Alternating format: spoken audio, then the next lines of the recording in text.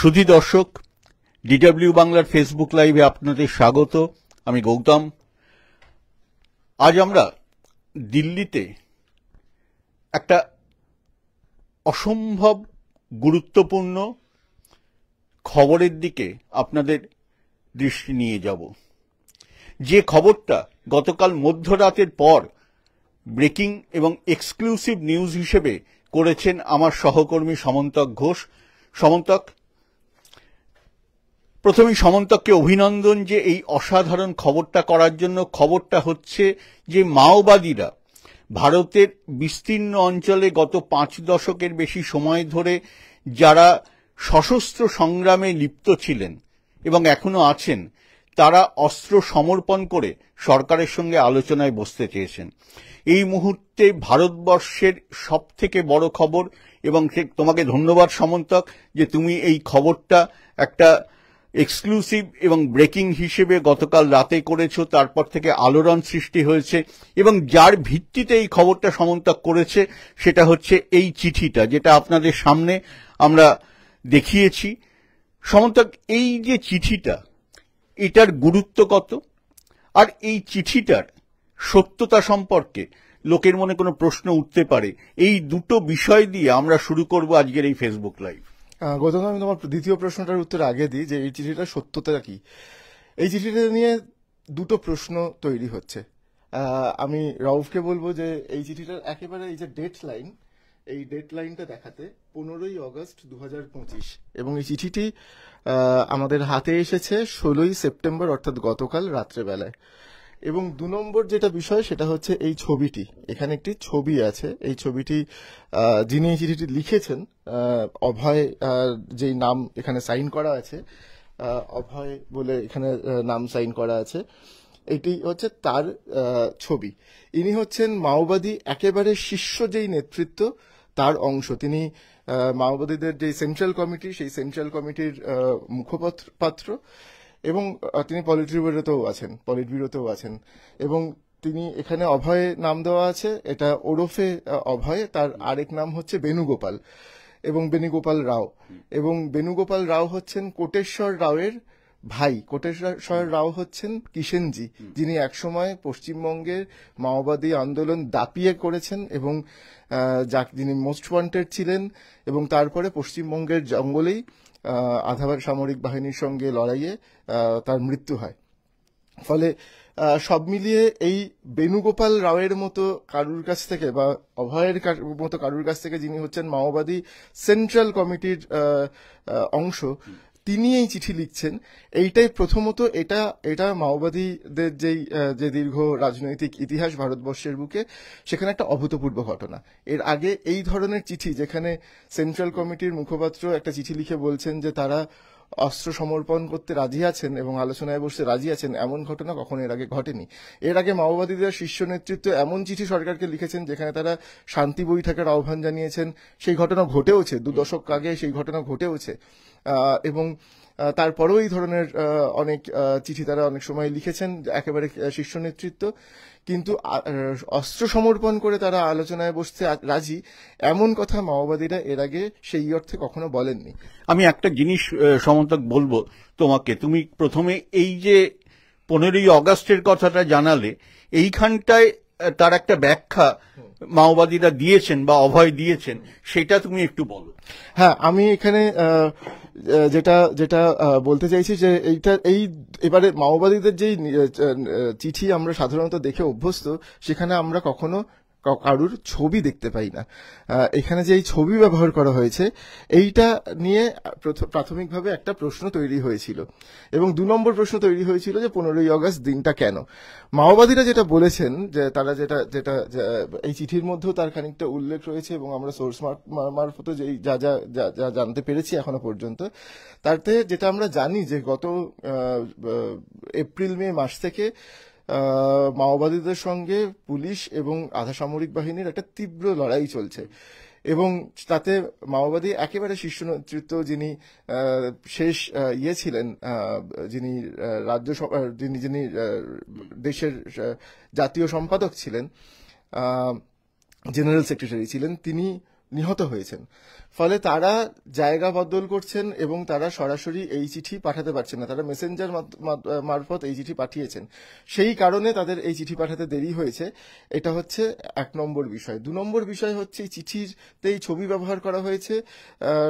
আমরা যেটা জানতে পারছি যে এই চিঠির যে সত্য এবং এই চিঠি যে মাওবাদীদের তরফ থেকেই দেওয়া হয়েছে সেইটাকে স্পষ্ট করার জন্য এখানে ছবি ব্যবহার করা হয়েছে এবং এখানে একটা ইমেল অ্যাড্রেস দেওয়া হয়েছে এবং একটা ফেসবুক প্রোফাইলের নাম দেওয়া হয়েছে,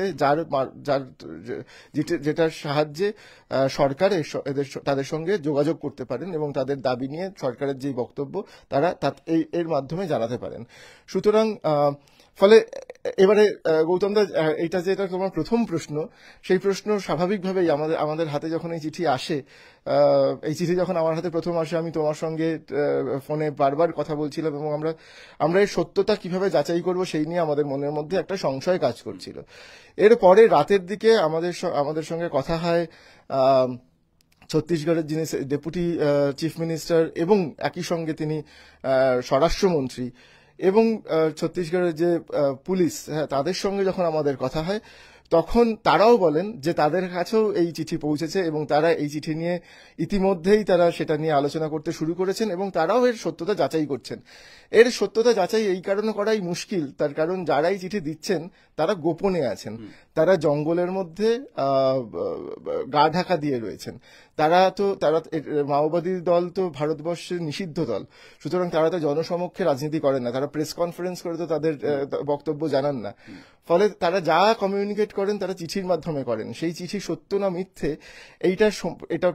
এটা বুঝতে অনেক সময় লেগে যায় এবং সরকারও কিন্তু সেই প্রক্রিয়াই এখন চালাচ্ছে। সরকার কিন্তু বিভিন্ন মাধ্যম থেকে বোঝার চেষ্টা করছে যে ঠিক তাদের কাছ থেকে এসছে কিনা, এবং এখন মোটামুটি এটা স্পষ্ট যে এটা মাওবাদীদের কাছ থেকে এই চিঠি এসেছে। তুমি কিছুদিন আগে তুমি এই ছত্তিশগড়ে গেছো, মাওবাদীদের কার্যকলাপ দেখেছো, তুমি গ্রামবাসীদের সঙ্গে কথা বলেছো, নিরাপত্তা বাহিনীর মানুষদের সঙ্গে কথা বলেছো, সেই অভিজ্ঞতায় পরে আসবো। তার আগে একটা জিনিস বলো যে এই চিঠিটার গুরুত্ব কি, আর মাওবাদীরা কি শর্ত রেখেছে এই চিঠির মধ্যে দিয়ে?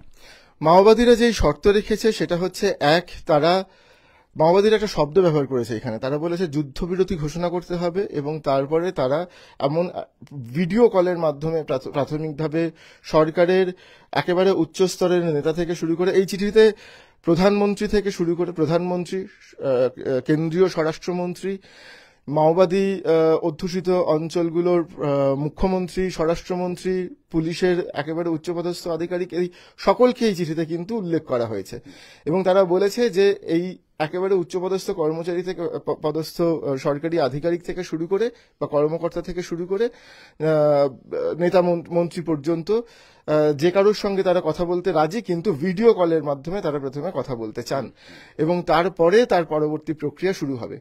আরো একটি কথা তারা বলেছেন যে যেই কেন্দ্রীয় কমিটির যেই সিদ্ধান্ত নিয়েছে, কেন্দ্রীয় কমিটি মাওবাদীদের বা যে কোনো কমিউনিস্ট পার্টির যেই পিরামিড হয়, যে সেই পিরামিডের একেবারে ওপরের স্তরের, একদম ওপরে থাকে পলিট ব্যুরো, তারপরে থাকে কেন্দ্রীয় কমিটি এবং কেন্দ্রীয় কমিটির এই সিদ্ধান্ত নিয়েছে। কিন্তু একই সঙ্গে বহু নেতা, এই চিঠিতে যেটা লেখা আছে যে তারা এখনো জেলে আছেন বা অন্যান্য জায়গায় রয়েছেন, তাদের সকলের সঙ্গে কমিউনিকেট করা যায়নি। ফলে 1 মাসের একটা সময় দিতে হবে, সেই সময়ের মধ্যে তারা এদের সঙ্গেও কথা বলতে চান এবং তারপরে তারা একথাও আমরা জানতে পেরেছি যে তারা একথাও বলেছেন যে এরপরে এই চিঠির একটা আপডেটও তারা করতে চান এবং তারপরে তারা পরবর্তী আলোচনার মধ্যে যেতে চান। অন্যদিকে সরকার এই চিঠি থেকে কি উত্তর দেয়, সরকার তো তার নিজের বয়ান দেবে। যেমন ছত্তিশগড়ের স্বরাষ্ট্রমন্ত্রী বা ডেপুটি মুখ্যমন্ত্রী তিনি ইতিমধ্যেই যেটা বলেছেন যে মাওবাদীরা বলছে যে যুদ্ধবিরতি ঘোষণা করতে হবে, দেশের মধ্যে আমরা কোথাও যুদ্ধ চালাচ্ছি না, ফলে এই যুদ্ধবিরতি শব্দটাই একটা ইররেলেভেন্ট শব্দ। ফলে এই ধরনের নানান রকমের বয়ান কিন্তু এখন আমরা দেখতে পাবো, দুতরফ থেকে এবারে নানান ধরনের বয়ান আমরা দেখতে পাবো। তবে এখানে এবং তারা আরেকটা শর্ত রেখেছেন যে এই যুদ্ধবিরতি অর্থে তারা যেটা বলার চেষ্টা করেছেন যে সেনা অভিযান চলছে বা আধা সামরিক বাহিনীর যে অভিযান চলছে জঙ্গলে, সেইটা বন্ধ করতে হবে। ফলে এই চিঠির গুরুত্ব তুমি জিজ্ঞেস করছিলে গৌতম দা, এই চিঠির গুরুত্ব অপরিসীম। তার কারণ সেন্ট্রাল কমিটির কাছ থেকে এমন একটা চিঠি আসছে এবং যেখানে বলা হচ্ছে যে তারা অস্ত্র সমর্পণ করতে রাজি আছেন এবং মূল স্রোতের রাজনীতিতে কাঁধে কাঁধ মিলিয়ে এই কোর্ট কাঁধে কাঁধ মিলিয়ে তারা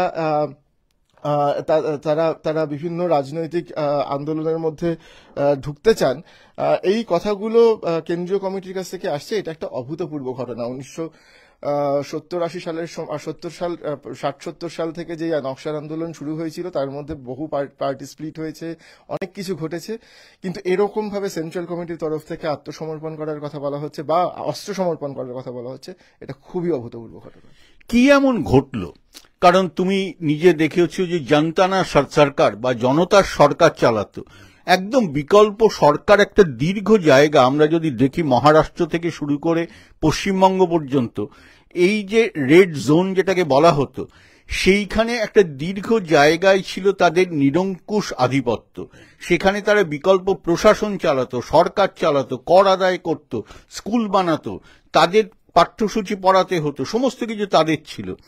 সেই জায়গা থেকে সরে এসে এই যে অস্ত্র সমর্পণ, তার মানে কি তাহলে নিরাপত্তা বাহিনীর চাপে তারা এতটাই কোণঠাসা হয়ে গেছে যে এটা ছাড়া কোনো বিকল্প নেই? একেবারেই তাই। এবং এটা দুটো দিক থেকে ব্যাখ্যা করা যায় এবং দুটোই খুব গুরুত্বপূর্ণ জায়গা বলে আমার মনে হয়। এক, আমরা জানি যে কেন্দ্রীয় স্বরাষ্ট্রমন্ত্রী অমিত শাহ তিনি বলেছিলেন যে তিনি নির্দিষ্ট সময় ঘোষণা করে বলেছিলেন যে এর মধ্যে ভারতবর্ষ থেকে মাওবাদী যে যারা আছেন তাদেরকে একেবারে নিশ্চিহ্ন করে দেওয়া যাবে। এবং তারপরে আমরা দেখেছি যে ক্রমাগত এমনিতেই এই জঙ্গল মহলে বা বস্তার অঞ্চলে আমরা জানি যে প্রত্যেক বছরই কিন্তু মাওবাদীদের সঙ্গে সেনাবাহিনীর বা আধা সামরিক বাহিনীর নিরাপত্তা বাহিনীর তাদের লড়াই হয়। এবং কিন্তু তারও কিছু নির্দিষ্ট সময় থাকে এবং আমরা সারাক্ষণই দেখতে পাই যে মাওবাদীদের হাতে জওয়ানরা মারা গেছে, নিহত হয়েছেন, বা জওয়ানদের হাতে মাওবাদীরা নিহত হয়েছেন। এই কিছুদিনের মধ্যেও এই ঘটনা বারবার ঘটেছে। এবং তার মধ্যে যেটা হয়েছে যে মাওবাদীর যে শীর্ষ নেতৃত্ব যিনি ছিলেন, যিনি জেনারেল সেক্রেটারি ছিলেন বাসব রাজু, তিনি নিহত হন। এবং সেই ঘটনা এবং তার সঙ্গে 28 জন নিহত হন। এই ঘটনা কিন্তু রীতিমতো কাঁপিয়ে দিয়েছিল পুরো রাজনীতিকে এবং ওই অঞ্চলকে। এবং তারপরেও কিন্তু সেনাবাহিনী লাগাতার অভিযান চালিয়ে গেছে। এই রকম একটা পরিস্থিতিতে এইটা ঘটনা যে মাওবাদীরা যেই অঞ্চলে তাদের মুক্তাঞ্চল বলে পরিচিত, সেই জায়গায় তারা কিন্তু খুবই কোণঠাসা, অনেকটাই কোণঠাসা। এবং তারা নিয়মিত, এমনকি কেন্দ্রীয় কমিটির নেতারা, তারা নিয়মিত এক জায়গা থেকে আরেক জায়গায় যাচ্ছেন, এক জায়গায় বেশি দিন থাকছেন না, এরকম কিন্তু জানা যাচ্ছে। আরো একটা বিষয় হচ্ছে, যারা এই কেন্দ্রীয় কমিটির একেবারে শীর্ষ নেতা, তারা কিন্তু তাদের অনেকেরই এখন অনেকটা বয়স হয়ে গেছে। কেন্দ্রীয় কমিটির একেবারে শীর্ষ নেতৃত্ব এই ঘটনা ঘটার পরে বেশ কয়েকজন আত্মসমর্পণ করেছেন এবং আত্মসমর্পণ করে তারা এখন রিহ্যাবিলিটেশন প্যাকেজের মধ্যে ঢুকছেন।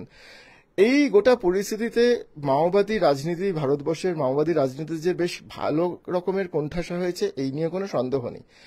অন্য আরেকটি বিষয়ও যেটা আমরা জানতে পারছি বিভিন্ন সূত্র মারফত, যাদের কাছ থেকে আমরা এই বিষয়গুলো নিয়ে তথ্য পাই, তারা আর একটা বিষয় বলছেন, সেটা হলো যে কৃষক আন্দোলনের পর থেকে, দিল্লিতে যে কৃষক আন্দোলন ঘটেছিল, সেই আন্দোলনের পর থেকে মাওবাদীদের শীর্ষ নেতৃত্বের মধ্যে একটা বিতর্ক তৈরি হয়েছে।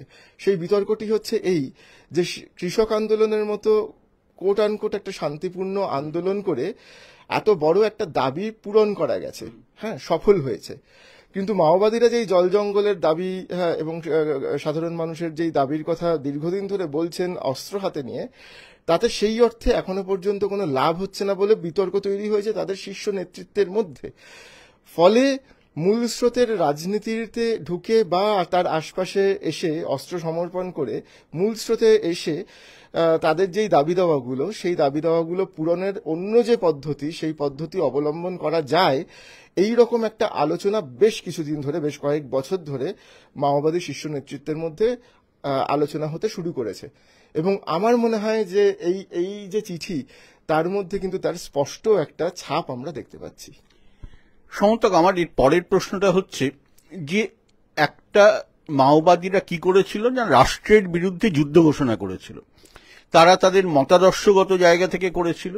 এর আগে আমরা এই বামপন্থী দলগুলো ক্ষেত্রে আমরা দেখেছি তারা একসময় এই বিপ্লবের পথে বিশ্বাস করতেন, পরে তারা গণতান্ত্রিক পথে এসছেন, এসে বেশ কিছু রাজ্যে ক্ষমতা দখল করেছেন। 3টে রাজ্যের ক্ষমতা তারা দখল করেছিলেন। এখন অবশ্য টিম করে খালি কেরালায় তারা টিকে আছেন, বাকি জায়গায় তাদের অবস্থা একেবারে ভালো নয়।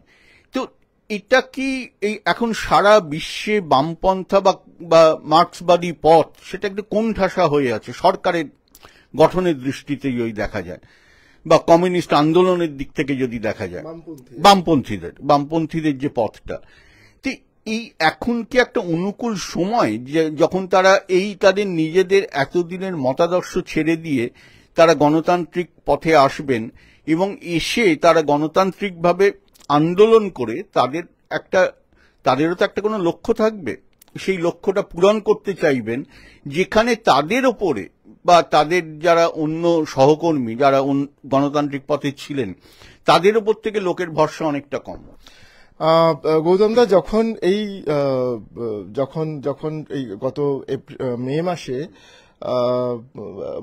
মাওবাদীদের যে শীর্ষ নেতৃত্ব বা জেনারেল সেক্রেটারি বাসব রাজু তিনি যখন নিহত হন, তখন কিন্তু গণতান্ত্রিক রাস্তায় থাকা যেই বামপন্থী দলগুলি ভারতবর্ষের, তারা একটা জয়েন্ট স্টেটমেন্ট করেছিল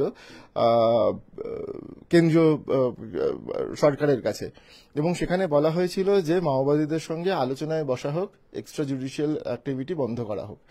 এবং তো ফলে অন্য যেই বামপন্থী দলগুলো আছে আমরা দেখতে পাচ্ছি বিভিন্ন জায়গাতে, ভারতের বিভিন্ন জায়গাতে, এমনকি এই যে এখন বিহারের ভোট আসতে চলেছে সেখানেও আমরা দেখতে পাচ্ছি যে বামপন্থী দলগুলো তারা কিন্তু একজোট হয়ে লড়াই করার একটা জায়গায় পৌঁছানোর চেষ্টা করছেন। সেটা কখনো সফল হচ্ছে, কখনো ব্যর্থ হচ্ছে, কিন্তু এই প্রক্রিয়াটা জারি আছে।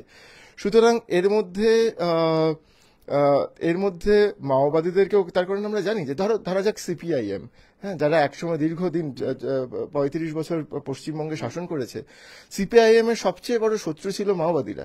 দুটো কমিউনিস্ট পার্টির মধ্যে তীব্র লড়াই হয়েছে দীর্ঘদিন ধরে, এবং মাওবাদীদের হাতে বহু সিপিআইএম কর্মী নিহত হয়েছেন জঙ্গলমহলে। সেই সমস্ত দিন এখনো মনে পড়ে যখন আমরা ওই অঞ্চলে যেতাম রিপোর্টিং করতে।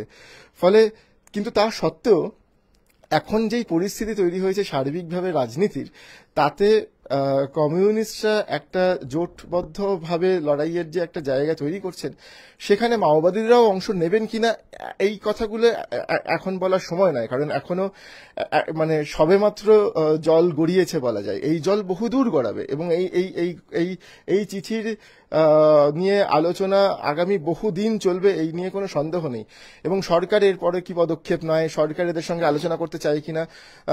ছত্তিশগড়ের ডেপুটি সিএম এবং স্বরাষ্ট্রমন্ত্রী তিনি একটা কথা খুব স্পষ্ট করে বলেছেন যে এখনো সময় আছে, মাওবাদীরা অস্ত্র সমর্পণ করে যদি শান্তিপূর্ণ আলোচনায় আসতে চান, রিহ্যাবিলিটেশনের মধ্যে যদি ঢুকতে চান, সেই সুযোগ তাদের আছে, এই কথা তিনি বলেছেন।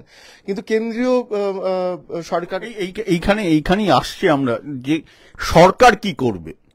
সরকার কি এই সুযোগটা ছেড়ে দেবে? এটা তো সরকারের সামনেও সুযোগ, একটা বড় সুযোগ। একটা মাওবাদীদের তারা কেন্দ্রীয় কমিটি তারা অস্ত্র ছেড়ে দিয়ে মূল রাজনীতিতে আসতে চাইছে, এই সুযোগ যদি তারা তাদেরকে না দেয় তাহলে তো তারা সেই সশস্ত্র পথেই থাকবে। তাহলে এটা তো এবার সরকারকে ঠিক করতে হবে যে তারা কি চায়। তোমার কি মনে হয় সরকার এক্ষেত্রে কোন পথটা সরকারের কাছে শ্রেয়? আমরা যদি ঐতিহাসিকভাবে দেখি, এর আগে যেই ঘটনাগুলো ঘটেছিল এবং সেখানে বিভিন্ন রাজ্যে এবং মাওবাদীর একেবারে শীর্ষ নেতৃত্ব যারা যখন সারেন্ডার করতে চেয়েছেন তাদেরকে কিন্তু সারেন্ডার করার সুযোগ দেওয়া হয়েছে। সুতরাং এক্ষেত্রেও তেমন সুযোগ দেওয়া হবে না এমনটা মনে হচ্ছে না। তবে একই সঙ্গে এটাও সত্য যে যখন যারা কেন্দ্রের সরকারে রয়েছেন তারা একেবারে একটা রাইটিস্ট ফোর্স, এবং তারা সবসময় তারা ঘোষিতভাবে মনে করেন যে কমিউনিস্টরা হচ্ছেন তাদের সবচেয়ে বড় শত্রু।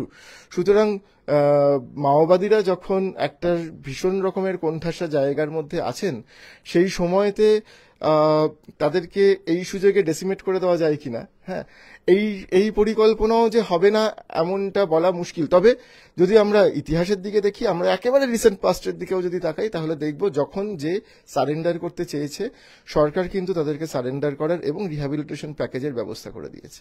আমরা দুটো বিষয় নিয়ে আলোচনা করব। তার মধ্যে একটা বিষয় হচ্ছে সামনে নির্বাচন আসছে, অনেকগুলো রাজ্যের নির্বাচন, তার মধ্যে বিহার এবং পশ্চিমবঙ্গ এমন দুটো রাজ্য যেখানে এই মাওবাদী সমস্যা ছিল।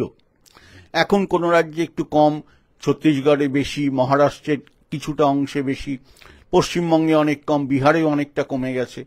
এই রাজ্যগুলোর ভোটে কি প্রভাব পড়বে? পশ্চিমবঙ্গে আমরা জানি একটা দীর্ঘদিন পর্যন্ত মাওবাদীদের একটা বিরাট দাপট ছিল জঙ্গলমহলে। বিহারের নির্বাচনে বিহারে দীর্ঘদিনের কমিউনিস্ট এবং মাওবাদী আন্দোলনের ইতিহাস রয়েছে। বিহার এবং ঝাড়খণ্ড তখন যুক্ত ছিল। ঝাড়খণ্ডে এখনো মাওবাদীদের বিরাট প্রভাব রয়েছে। সুতরাং এবং খেয়াল করলে দেখা যাবে যে এই পুরো যেই জায়গাগুলোর আমরা কথা বলছি, যেখানে মাওবাদীদের প্রভাব কিন্তু মূলত আদিবাসী অঞ্চলে, আদিবাসী বেল্টে, যেটাকে ভারতবর্ষের রেড করিডোর বলা হয়, যেটা ওপরে মহারাষ্ট্র, অন্ধ্র থেকে শুরু করে ছত্তিশগড় হয়ে উড়িষ্যা ধরে ঝাড়খণ্ড, বিহার হয়ে পশ্চিমবঙ্গ পর্যন্ত পৌঁছায়। এই পুরোটাই হচ্ছে একটা আদিবাসী করিডোর এবং জঙ্গল অঞ্চল। এইটা হচ্ছে মাওবাদীদের একসময়ের মুক্তাঞ্চল ছিল এবং আস্তে আস্তে তার পরিসর কমেছে। ফলে পশ্চিমবঙ্গে এই মুহূর্তে মাওবাদীদের সেই অর্থে কোনো প্রভাব নেই, কিন্তু পশ্চিমবঙ্গের সার্বিক রাজনীতিতে এই ঘটনার প্রভাব পড়বে না এমনটা বলা যায় না। এর নিশ্চয়ই একটা প্রভাব রয়েছে। বিহারের রাজনীতিতেও কিন্তু এর অবশ্যই প্রভাব রয়েছে। তার কারণ এর ওপরে আদিবাসী ভোট কোন দিকে যাবে, কি আদিবাসীরা ভোট দেবে কিনা, কারণ আমরা জানি যে এই যেখানে যেখানে মাওবাদীদের গুরুত্ব রয়েছে, মুক্তাঞ্চল রয়েছে, সেখানে আদিবাসীরা তারা ভোটে অংশগ্রহণ করতে পারেন না। ফলে এখন এই ঘটনাগুলোর প্রভাব আদিবাসীরা ভোট দিতে পারবেন কিনা, এবং এই জঙ্গল অঞ্চলে বিভিন্ন রকমের খনির প্রজেক্ট রয়েছে, ইত্যাদি রয়েছে, সেইগুলোর উপরে এর কি প্রভাব পড়ে, তার সার্বিক প্রভাব রাজনীতির উপর কিভাবে পড়ে। ফলে প্রত্যক্ষ এবং পরোক্ষভাবে এই ঘটনার প্রভাব নিশ্চয়ই আগামী যে নির্বাচনগুলো আসছে তার উপর প্রত্যক্ষ বা পরোক্ষভাবে পড়বে। সমন্তক, আমার শেষ প্রশ্ন মোটামুটি সেটা হচ্ছে যে আমরা ধরে নিলাম যে সমস্ত কিছু ঠিক আছে, যা মাওবাদীরা বলছেন, সরকার মোটামুটি আলোচনা করে তার 19-20 করে সেগুলো মেনে নিলেন, মাওবাদীরা অস্ত্র সমর্পণ করলেন, তারা জাতীয় রাজনীতিতে ফিরে এলেন। সেক্ষেত্রে কি ভারতবর্ষ থেকে মাওবাদ নিশ্চিহ্ন হয়ে যাবে? আমরা সম্প্রতি নেপালের ঘটনা দেখেছি এবং আমরা গিয়েছিলাম নেপালে। নেপালের যে মূল স্রোতের মূলত যেই তিনটে সবচেয়ে প্রভাবশালী রাজনৈতিক দল যারা এখন কোণঠাসা জেনজির আন্দোলনের পরে, তার মধ্যে অন্যতম হচ্ছে প্রচণ্ড যার নেতা, সেই রাজনৈতিক দলের নাম হচ্ছে মাওয়িস্ট সেন্টার। এবং তারা দীর্ঘদিন নেপালে কয়েক দশক ধরে তারা গেরিলা লড়াই চালিয়েছে বিভিন্ন সরকারের সঙ্গে, এবং তখন সেখানে রাজতন্ত্র ছিল তাদের সঙ্গে, এবং তারা এখন মেন স্ট্রিমে, এবং মাওয়িস্ট সেন্টার হচ্ছে নেপালের এখন মেন স্ট্রিম রাজনৈতিক দল। আমরা জানি যে কমিউনিস্ট পার্টির মধ্যে বিভিন্ন সময়তে নানান রকম ঘটনা ঘটেছে, নানান বিভাজন হয়েছে, অনেক সময় অনেকে আন্ডারগ্রাউন্ডে গেছেন, আবার ফিরে এসেছেন। ফলে কে বলতে পারে যে আগামী দিনে কমিউনিস্ট পার্টি, মাওবাদী পার্লামেন্টের লড়াইয়ে যাবে বা নাও যেতে পারে। এগুলো বলা খুব কঠিন, এই মুহূর্তে দাঁড়িয়ে বলা আরো কঠিন। তবে পরিবর্তন যে ঘটতে চলেছে, পরিবর্তনের দিকে যে বিষয়টা যাচ্ছে, এরকম তো ইঙ্গিত আমরা এখানে দেখতেই পাচ্ছি। তবে আবারও যেটা বলা সেটা হচ্ছে যে এই পুরো বিষয়টি এখন একেবারে শুরুর দিকে আছে, গোড়ার দিকে আছে, মানে বল সবেমাত্র নড়েছে। এখন এই জল বা বল সেটা কোন দিকে গড়ায়, এখন এই বল সরকারের কোর্টে রয়েছে, সরকার এর কি উত্তর দেয়, তার পরিপ্রেক্ষিতে মাওবাদীরা কি বলে। মাওবাদীরা কিন্তু, আবারও বলছি, মাওবাদীরা কিন্তু এই চিঠির একেবারে গোড়ায় বলে দিয়েছে সাময়িকভাবে অস্ত্র সমর্পণ করে তারা আলোচনার টেবিলে বসতে চান। সুতরাং তাহলে কি তারা আবার এরকমও হতে পারে যে আবার তারা অস্ত্র হাতে ফিরে যাবেন, অথবা তারা পুরোপুরি অস্ত্র ছেড়ে মূল স্রোতের রাজনীতি ঢুকবেন। সব রকমের অবস্থার কথাই কিন্তু এই চিঠিতে বলা আছে। এটাও হতে পারে, ওটাও হতে পারে, এরকম করেই কিন্তু এই চিঠিটাকে সাজানো হয়েছে। এবং এই চিঠিটার বয়ানটা ভীষণই মাওবাদীদের যেই চিঠি আমরা সাধারণত দেখে থাকি সেই ধরনের চিঠির বয়ানই কিন্তু আমরা এই চিঠিতে দেখতে পাচ্ছি। এটাও হতে পারে, ওটাও হতে পারে, বড় বড় সেন্টেন্স, তার মধ্যে ওই বিভিন্ন যুক্তিকে সাজানো, এই বিষয়গুলো আমরা দেখতে পাচ্ছি। তবে এই মুহূর্তে আমার যেটা মনে হয় যে যেই কারণে এটা খুবই বড় ঘটনা, তার কারণ মাওবাদী সেন্ট্রাল কমিটি তারা এই ধরনের চিঠি প্রকাশ করছে ছবি সহ, এইটাই আসলে আজকের দিনে আমার মনে হয় সবচেয়ে বড় ঘটনা। এক্ষেত্রে কি কি হয়, কি কি হতে চলেছে, এই সমস্ত খবর আমরা আপনাদের দেব। আমরা নিয়ে আসব প্রত্যেকটা ঘটনার কথা আপনাদের সামনে, এবং তার আগে, শেষ করার আগে আরেকবার সমন্তককে আমি অভিনন্দন জানাবো যে এই ব্রেকিং এক্সক্লুসিভ খবরটা করার জন্য। অনেক অনেক ধন্যবাদ তোমাকে সমন্তক। ধন্যবাদ রৌফ যে ক্যামেরার পেছনে ছিলে তার জন্য, এবং এত সুন্দরভাবে আমাদের দর্শকদের কাছে পুরো বিষয়টা পৌঁছে দেওয়ার জন্য। আপাতত ফেসবুক লাইভ